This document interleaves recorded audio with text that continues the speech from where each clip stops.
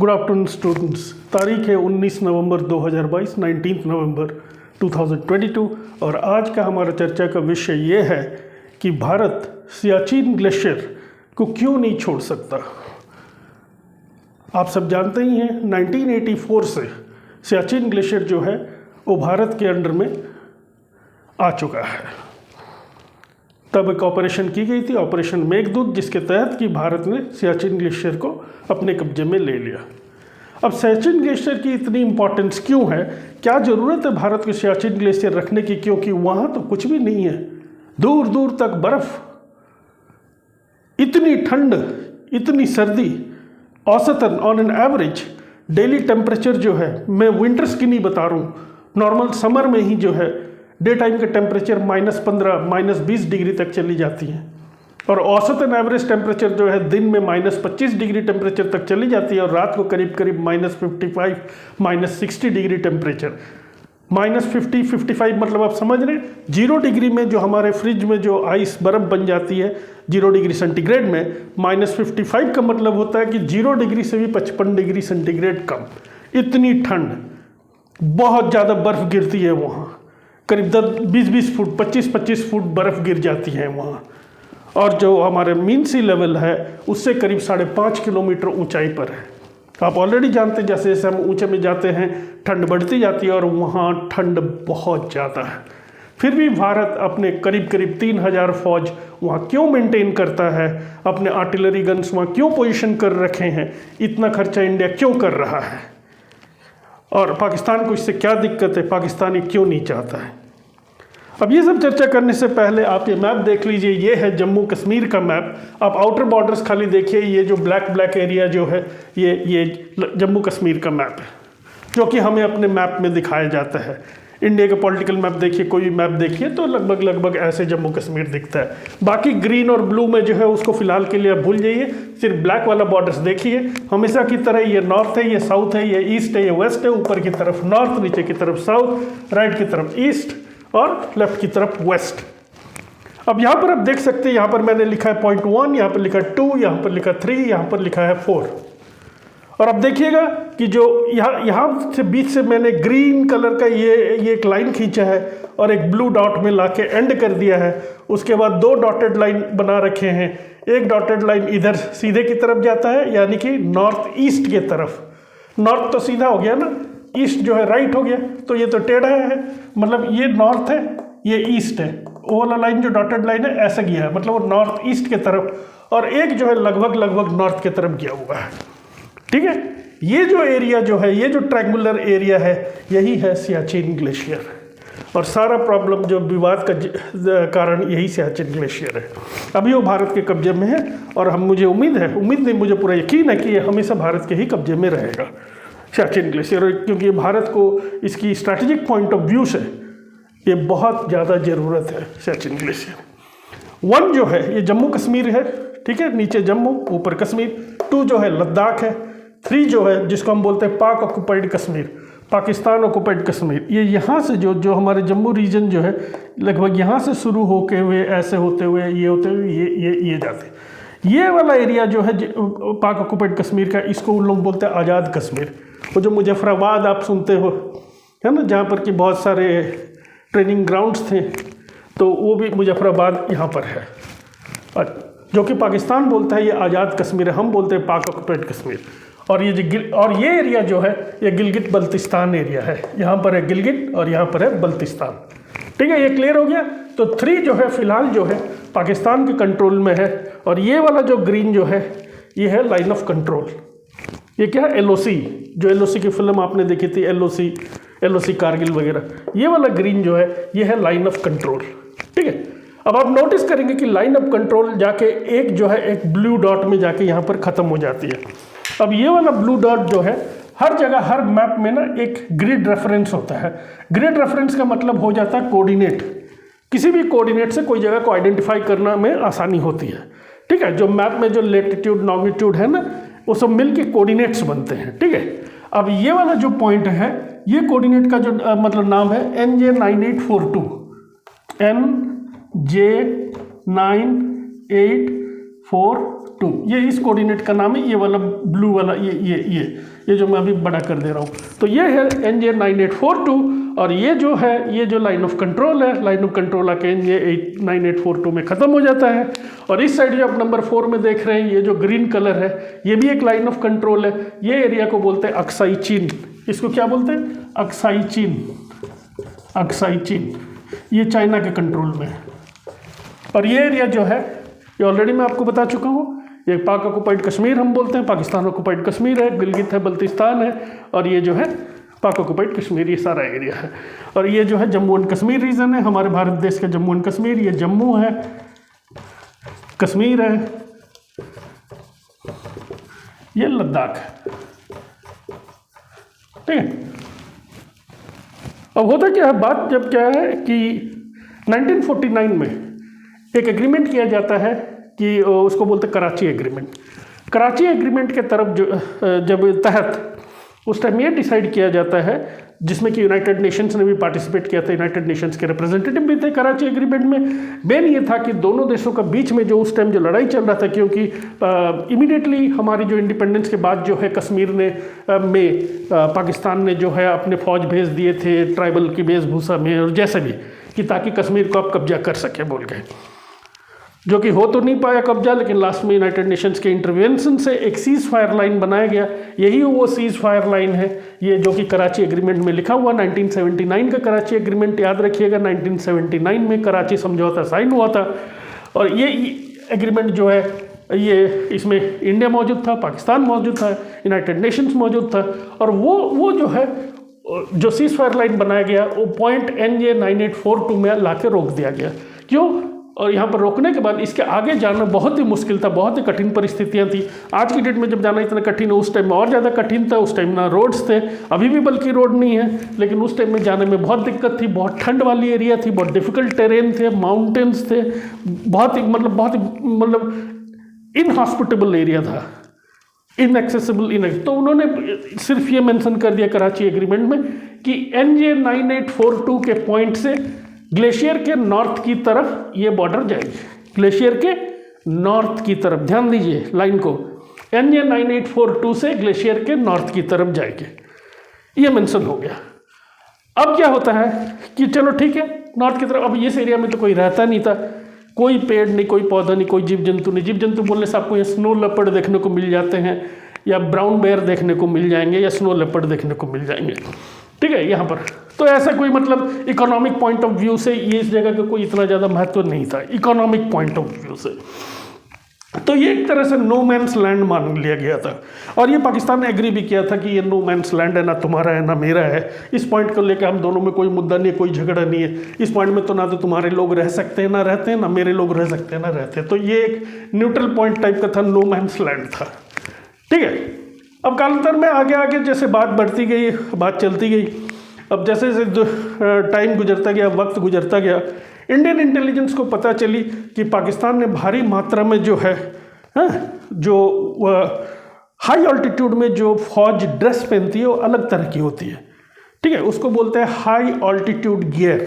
High altitude मतलब ऊंचाई में, क्योंकि वहाँ इतनी ठंड होती है, इतनी ठंड होती है कि वहाँ विशेष तरह के अलग तरह के कपड़े पहनने पड़ते हैं। और वो कपड़े जो है ना पाकिस्तान अपनी कंट्री में बनाता था, ना इंडिया अपने कंट्री में बनाता था, क्योंकि पाकिस्तान का जो एक प्लान ये था कि इंडिया को पता भी नहीं चलेगा, वो धीरे धीरे से आके पीछे से ये सारा जो है हाई अल्टीट्यूड गियर मंगवा लेगा और अपनी फ़ौज को यहाँ पोजीशन करा देगा।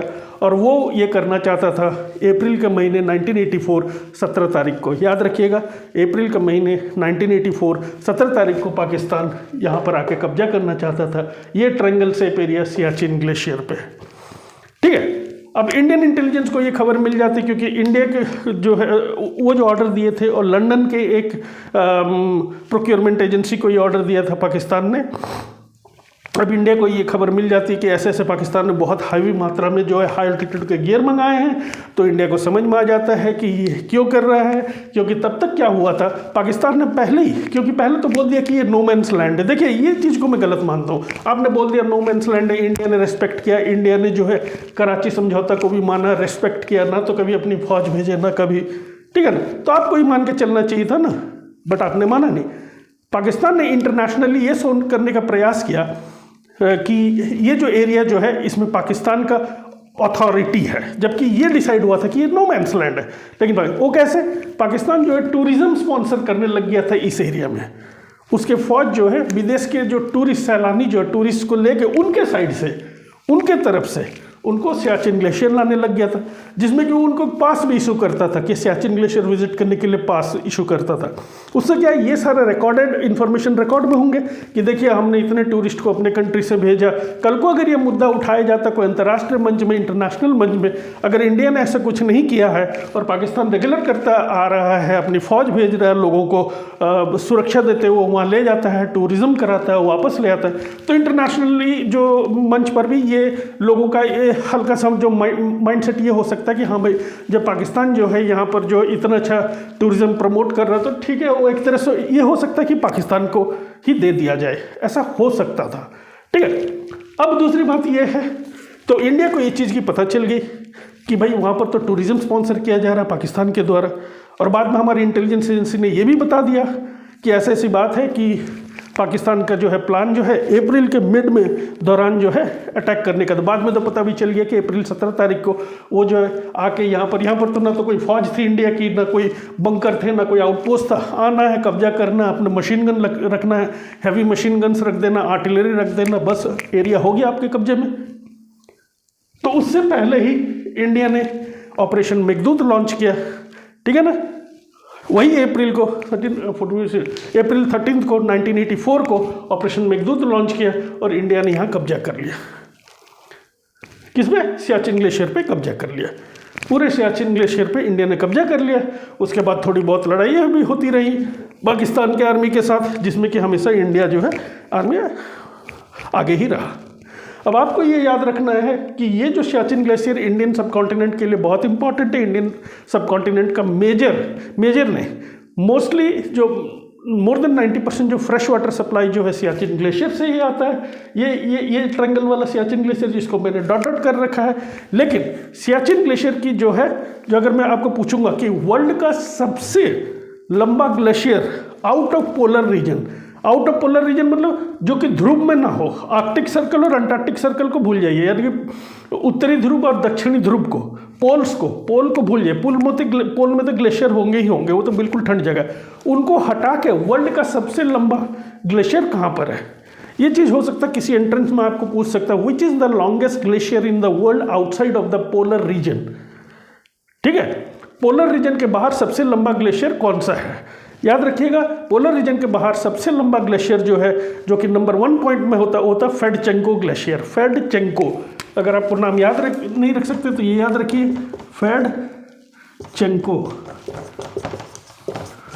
फेडचेंको ग्लेशियर। ये पामीर, जिसको कि रूफ ऑफ द वर्ल्ड बोलते हैं, पामीर माउंटेन रेंज से निकलता है ये फेडचेंको ग्लेशियर। ठीक है, और आप ऑलरेडी जानते हैं कि ये ताजिकिस्तान में है। तो ये है नंबर 1 ग्लेशियर जो है वर्ल्ड का। करीब इसकी लंबाई 77 किलोमीटर है, 77 किलोमीटर्स। और उसके बाद 2 नंबर पे सेकंड जो है लॉन्गेस्ट ग्लेशियर जो है 76 किलोमीटर, वो है सियाचिन ग्लेशियर, वो हमारा है। यानी कि सियाचिन ग्लेशियर और फेडचेंको ग्लेशियर में कोई खास लंबाई में कोई ज़्यादा फर्क नहीं है। आज की डेट में टोटल कंट्रोल इंडिया का इस पर है। और उसके बाद ही इसी को फॉलोअप करते हुए, यही चीज़ को फॉलोअप करते हुए, ये जो ऑपरेशन मेघदूत को फॉलोअप करते हुए फिर आपका ये हो गया 1987 में एक ऑपरेशन लॉन्च किया जाता है, उसका नाम होता है ऑपरेशन राजीव। वो इसीलिए लॉन्च किया जाता है क्योंकि यहाँ पर जो है ना, ये सियाचिन ग्लेशियर में एक टॉप पॉइंट था, एक बहुत ज़्यादा ऊंचा पॉइंट था। ग्लेशियर के ऊपर बहुत ऊंचा पहाड़ था, सबसे ऊंचे पहाड़ था। तो उसमें जो कब्जा जो था पाकिस्तान का था, और उसको जो है हमने ऑपरेशन राजीव के तहत जीत लिया। जीता कौन? उसको जिसने जीता उनका नाम था, जो कि जो आर्मी के जो पर्सनल थे, जो आर्मी के जो उस टाइम जो हवलदार वगैरह जो भी थे, तो उनका नाम था बाना सिंह।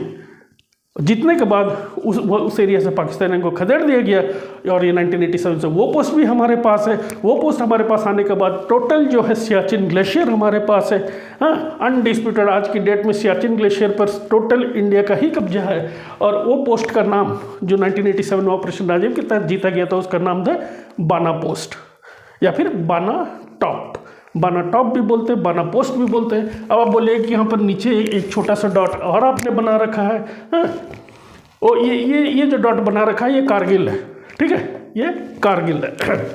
कारगिल जो है आप देखिएगा, जो लाइन ऑफ कंट्रोल है LOC जो है, LOC से हमारे तरफ ही कारगिल आता है, जो कि कारगिल की लड़ाई के बारे में आप ऑलरेडी जानते हैं। LOC की फिल्म अगर आपने नहीं देखी तो एक बार जरूर देख लीजिएगा।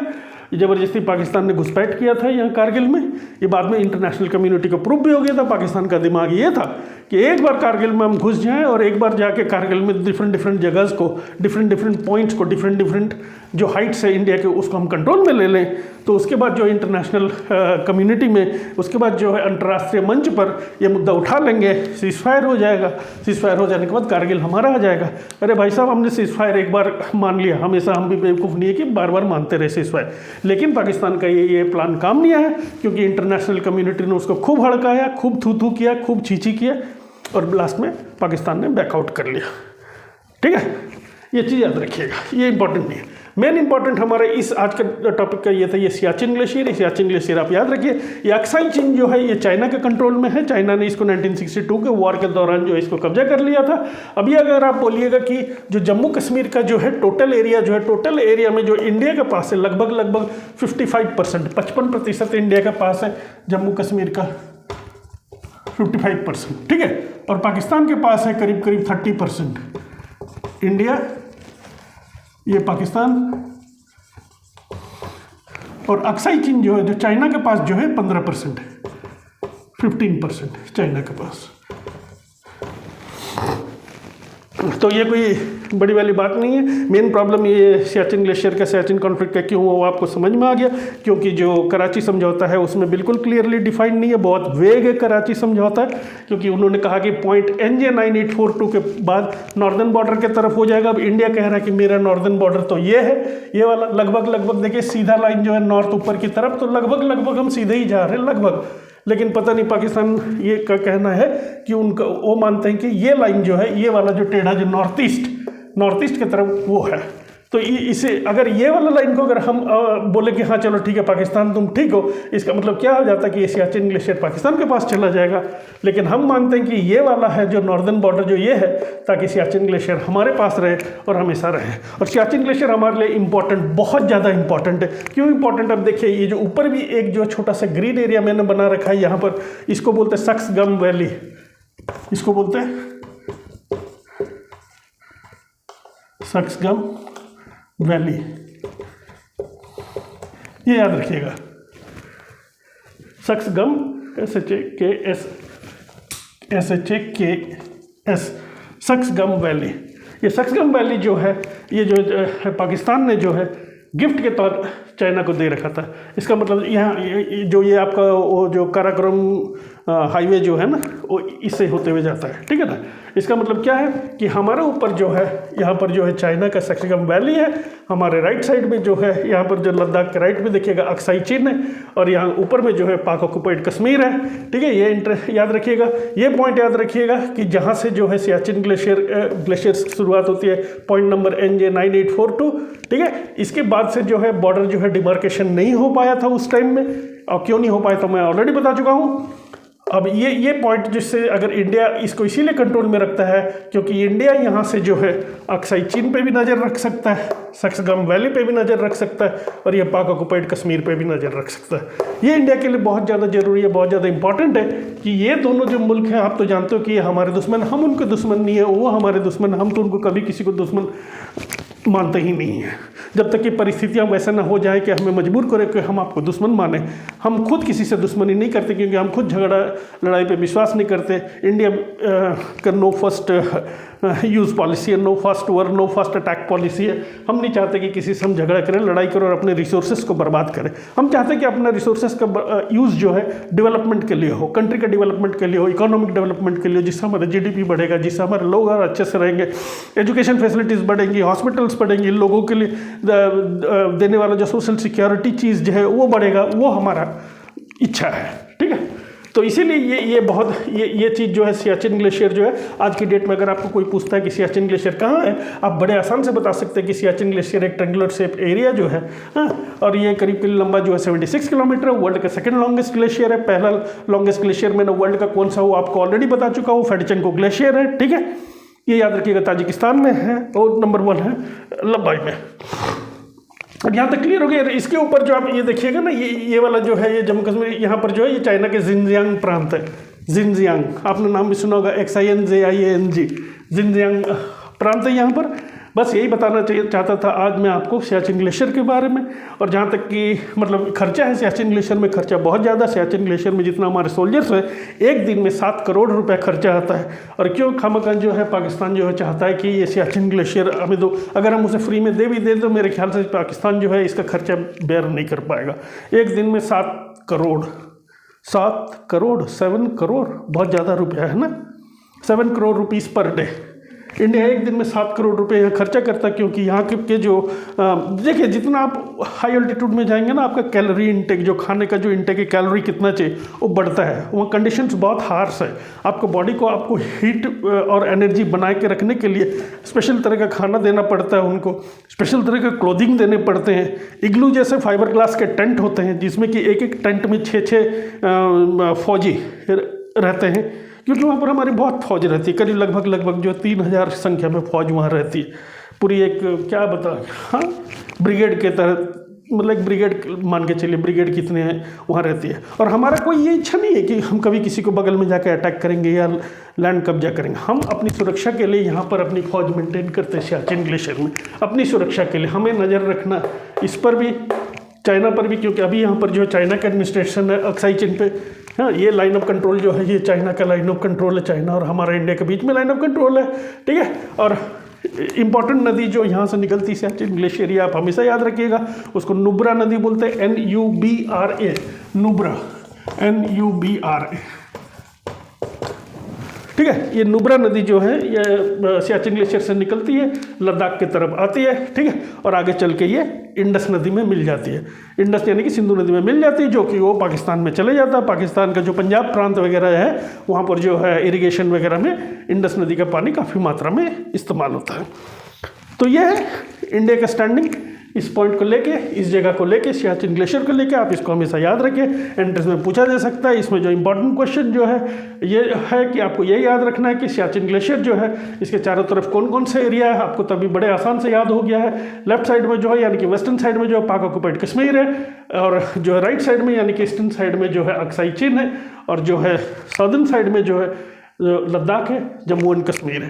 ये चीज़ याद रखना बड़ा ही आसान है, और ये इसका स्ट्रैटेजिक इंपॉर्टेंस क्या है ये भी मैंने आपको बता दिया है। बस आज के लिए इतना ही। आगे फिर एक नए टॉपिक में फिर से लेकर हाजिर होंगे। आपको अगर सियाचिन ग्लेशियर के बारे में और भी कुछ ज़्यादा जानना है और जानकारी चाहिए तो बताइए। और यहाँ पर जितने भी अभी टॉप पॉइंट्स देखिए, कभी भी कोई कहीं कोई लड़ाई होती है ना, याद रखिएगा जो हायर ऑल्टीट्यूड में है ना उसको एडवांटेज ज़्यादा होता है, यानी कि जो ऊंचाई पे है उसको एडवांटेज ज़्यादा होता है। कारगिल वार में, कारगिल की लड़ाई में हमारे इतने जो फौज जो है शहीद हुए, उसी कारण क्योंकि हमें नीचे से ऊपर चढ़ना पड़ रहा था। ऊपर पहाड़ों में जो है हमारे बंकर्स जो तो उसको पाकिस्तानी आर्मी ने कब्जा कर रखा था, यानी कि ऊपर से और नीचे हमें बहुत क्लियरली देख पा रहे थे, नीचे से हम ऊपर उनको बिल्कुल नहीं देख पा रहे थे, ठीक है ना। तो इसमें जो है ना, जब इस तरह अगर जब ऑल्टीट्यूड का जो फर्क पड़ जाता है, यानी कि अगर कोई फौज ऊपर है और कोई फौज नीचे है, तो रेशियो माना जाता है 1:10 का रेशियो माना जाता है। यानी कि अगर नीचे वाले 10 फौज मरेंगे तो ऊपर वाला सिर्फ एक ही मरेगा, ठीक है। ऊपर वाले को इतना टेंशन नहीं होता है। एक तो जो गोली चलाएंगे, एक तो ग्रेविटी भी काम करता है, गोली और भी तेज आएगी, ठीक है। So that is the reason कि हाई अल्टीट्यूड जो है इंडिया हमेशा अपने पास रखेगा, और रखना भी चाहिए, ठीक है। क्योंकि कारगिल एक बार हम फेस कर चुके हैं। पाकिस्तान कितनी बार बोला है कि इसको डीमिलिटराइज करने के लिए, इस एरिया को डीमिलिटराइज करने के लिए, लेकिन अब की बार हम तुम पे भरोसा नहीं करते हैं। हम करेंगे डीमिलिटराइज, लेकिन पूरा जो कराची समझौता के तहत जो भी बातचीत हुआ था उसके तहत जो है 1949 में ये लाइन को जो नॉर्थ ऑफ ग्लेशियर लिखा हुआ, कौन नॉर्थ है उसको प्रॉपर तरीके से मेंशन होगा कि नॉर्थ कौन सा है, हमारा वाला है वो नॉर्थ है या तुम्हारा वाला है वो नॉर्थ है, तब जाके हम मानेंगे और तब जाके यहाँ से हम डीमिलिटराइज करेंगे। इतनी आसानी से अभी हम ये एरिया को डीमिलिटराइज नहीं करें। डीमिलिटराइज का मतलब होता है कि वहाँ से अपने फौज हटाना। तो फिलहाल के लिए तो अभी जो है इंडियन गवर्नमेंट का ऐसा कोई प्लान नहीं है यहाँ इस एरिया को डीमिलिटराइज करने के लिए। हालांकि ये चीज़ जो है हमारे बजट पे एक एक्स्ट्रा एक्सपेंडिचर, एक एक्स्ट्रा स्ट्रेन है, हम मानते हैं, लेकिन ये हमारे कंट्री की सुरक्षा के लिए भी ज़रूरत है। क्योंकि पहले ही मैंने आपको बताया था, कंट्री फर्स्ट, पहला देश पहला है, सो कीपिंग ये चीज़ को मोटिव में रखते हुए हम ये है कि आज हम खुश हैं कि सियाचिन हमारे पास है। ठीक है, गवर्नमेंट जो है आगे आगे चल के जो है सियाचिन ग्लेशियर को जो है एक टूरिस्ट स्पॉट की तरह भी प्रमोट करना चाहती है, बल्कि कर रही है। लोग बाग जा सकते हैं लेकिन अकेले नहीं जा सकते हैं, उसके लिए जो है क्योंकि इतनी ऊंचाई में किसी को ना तुरंत नहीं ले जाया जाता है। जैसे कोई फौज जो है नीचे काम कर रहा है, और हाँ सियाचिन ग्लेशियर में जो फौज जाती है मैक्सिमम 2 से 3 महीने के लिए, यार कि 2 से 3 महीने के बाद उनको रोटेशन हो जाता है। इतने ऊंचे में कोई आदमी को ज़्यादा दिन आप रख नहीं सकते, क्योंकि ठंड से जो है पुल्मोनरी एडिमा हो सकता है। पुल्मोनरी एडिमा यानी कि क्या बोलते हैं, फेफड़े में पानी भर जाना, और ये बहुत कॉमनली होते रहता है। या फिर हाइपोथर्मिया, ठीक है, यानी कि बॉडी की टेम्परेचर इतनी गिर जाती है कि एक बार अगर किसी को हाइपोथर्मिया हो गया या फ्रॉस्ट बाइट हो गया, उस एरिया को जो है ना कि मतलब जिस एरिया में फ्रॉस्ट बाइट हो गया, मान लीजिए उंगली में फ्रॉस्ट बाइट, उसका इलाज नहीं, उसको काटना ही पड़ेगा। मतलब इतना खतरनाक जगह है वो एरिया जो है। तो इसीलिए जो है इनके पहले बहुत अच्छी तरह से एक्लेमेटाइजेशन होता है, उनकी ट्रेनिंग होती है। इंडिया ही एक ऐसा जगह है, ऐसा कंट्री है जहाँ पर कि high altitude warfare training school है इंडिया में, गुलमार्ग में हाई ऑल्टीट्यूड माउंटेन वॉरफेयर, हाँ, जहाँ पर कि अमेरिका के, यूनाइटेड किंगडम के, मतलब लंदन के, उनकी फ़ौज भी आके ट्रेनिंग लेती है, और भी हमारे कई फ्रेंड्सली कंट्रीज़ है वो भी आके वहाँ पर ट्रेनिंग लेते हैं ये हाई ऑल्टीट्यूड माउंटेन वॉरफेयर के ट्रेनिंग स्कूल पे। तो वहाँ पर उनको अच्छी तरह से ट्रेनिंग दी जाती है और धीरे धीरे उनको ऊपर की तरफ ले जाया जाता है। पहले बेस कैंप में ले जाया जाता है, सियाचिन का बेस कैंप। बेस कैंप मतलब क्या होता है, वो हाइट में नीचे की तरफ होता है, जहाँ सियाचिन ग्लेशियर शुरू होती है उसके कम हाइट में होता है, ताकि क्यों ना ऊपर जाते हैं तो ऑक्सीजन की मात्रा भी घटती जाती है। तो धीरे धीरे उनको आदत डलवाया जाता है। ये एक बहुत लंबा प्रोसीजर होता है कोई भी फौज को वहाँ भेजने के लिए, और हम बहुत सक्सेसफुली हमारी गवर्नमेंट और हमारी फौज इसको डील कर रही है। आशा करता हूँ कि आपको समझ में आ गया होगा सियाचिन ग्लेशियर के बारे में। और भी अगर कोई आपका डाउट है तो आप हमें ज़रूर कमेंट कीजिए और हमें ज़रूर बताइए कि ये वीडियो से आपको क्या सीखने को मिला और आपको ये वीडियो अच्छा लगा कि नहीं। Thank you and have a great day.